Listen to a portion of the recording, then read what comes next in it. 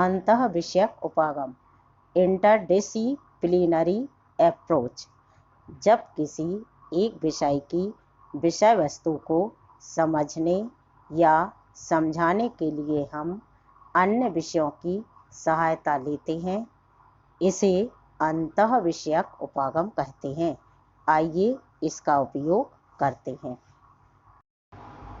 क्या आपने कभी धारा या करंट शब्द के बारे में सुना है? सामान्यतः जब हम इस शब्द को सुनते हैं तो हमारे दिमाग में इस प्रकार की एक तस्वीर बनती है, परंतु इसे धारा नहीं बल्कि विद्युत धारा कहा जाता है।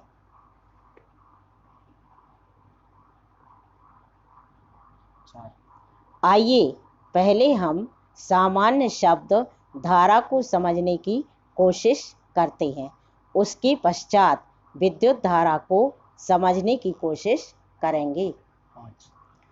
हम जलधारा, वायुधारा और विद्युत धारा से परिचित हैं। आइए हम सबसे पहले जलधारा के बारे में बात करते हैं। जब आप नदी को देखते हैं तो यह बहुत तेजी से बहती है, इसलिए हम कह सकते हैं कि पानी में निश्चित दिशा में धारा है। यदि आप अपनी कोई वस्तु धारा में रखते हैं तो यह नदी में बह जाती है और यहाँ आप धारा को महसूस कर सकते हैं। यदि आप जलधारा को सूक्ष्मदर्शी से बड़ा करके देखते हैं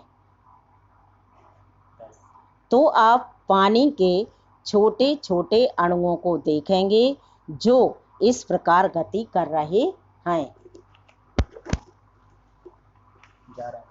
अतः आप पानी के ढेर सारे अणुओं की विशेष दिशा में बहाव को जलधारा कहते हैं।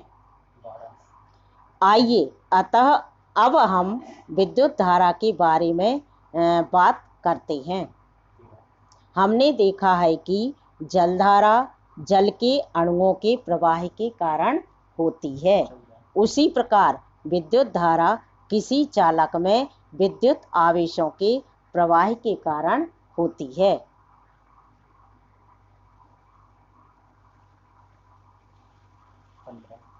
यहाँ हमने विज्ञान की विषय वस्तु विद्युत धारा को समझाने के लिए भूगोल की विषय वस्तु जलधारा का उदाहरण लिया। इसे ही अंतः विषयक उपागम कहते हैं।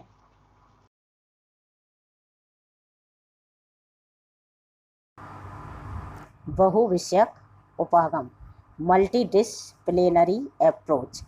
जब किसी एक विषय की विषय वस्तु को अन्य विषयों के दृष्टिकोण से भी समझाया जाए तो उसे बहुविषयक उपागम कहते हैं। आइए उदाहरण देखते हैं। जल को 5 विषयों की दृष्टि से समझाया जा सकता है। नंबर 1 रसायन, नंबर 2 भौतिकी, नंबर 3 जीव विज्ञान, नंबर 4 भूगोल, नंबर 5 पर्यावरण।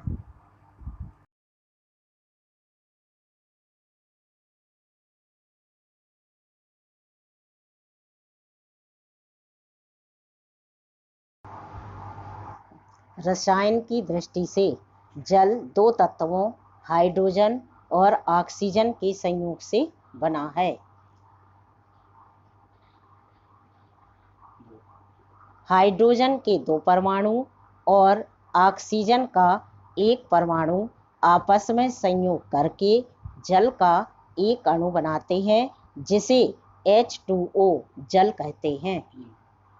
यह V आकार का होता है। इसमें ऑक्सीजन परमाणु ऋण आवेशित और हाइड्रोजन परमाणु धन आवेशित होता है। भौतिक की दृष्टि से जल 3 अवस्थाओं में पाया जाता है।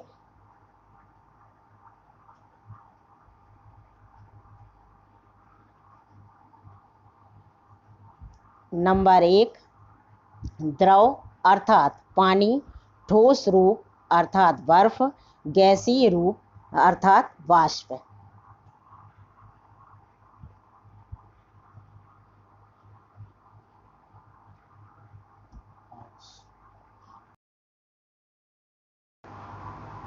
भूगोल के दृष्टिकोण में पृथ्वी को नीला ग्रह कहा जाता है, क्योंकि पृथ्वी का 70% भाग जल से घिरा है।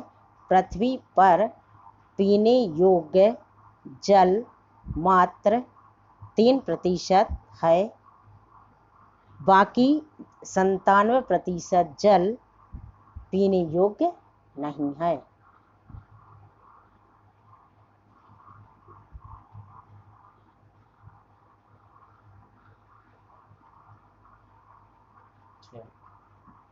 पृथ्वी पर जल की पूर्ति एक चक्र के माध्यम से होती है, जिसे जल चक्र कहा जाता है।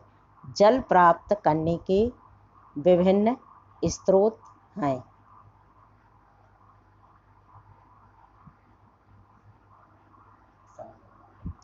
जीव विज्ञान की दृष्टि से मानव शरीर 70% जल से मिलकर बना है।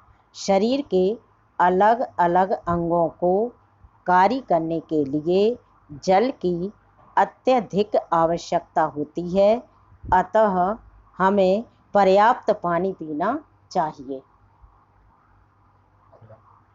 पर्यावरण की दृष्टि से मानव द्वारा जल का अंधाधुंध उपयोग किया जा रहा है।